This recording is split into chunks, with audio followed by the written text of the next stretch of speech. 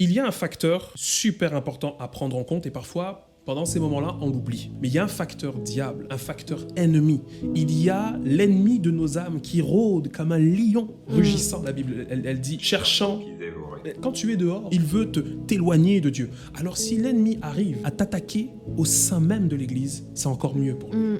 Parce que lui va se dire, ok, maintenant il a été déçu de l'endroit là où il y avait la vérité, là où il y a la lumière, là. Et je suis convaincu que maintenant, il ne retournera pas à l'église, ne retournera pas vers Dieu. Alors oui, comme je le dis, il y a des églises, il faut quitter sur le champ. Mais l'autre extrême, ce n'est pas de rester seul. L'autre extrême, ce n'est pas de dire « Ah ben finalement, Dieu, c'est une arnaque et je veux complètement me détourner parce que voilà, on m'a pris vraiment pour ce que je ne suis pas. Ça m'a vraiment atteint dans ma personne, dans ma fierté. » Mais j'aimerais te dire que l'ennemi, il est là pour nous détruire. Sa mission, c'est de nous faire être déçus de l'Église, être déçus de Dieu. Alors moi, j'aimerais vraiment t'encourager aujourd'hui à pouvoir te récupérer tout simplement, à pouvoir justement te donner cet électrochoc et te dire, écoute, j'ai vécu quelque chose ici, mais je ne peux pas abandonner Dieu, je ne peux pas abandonner la course.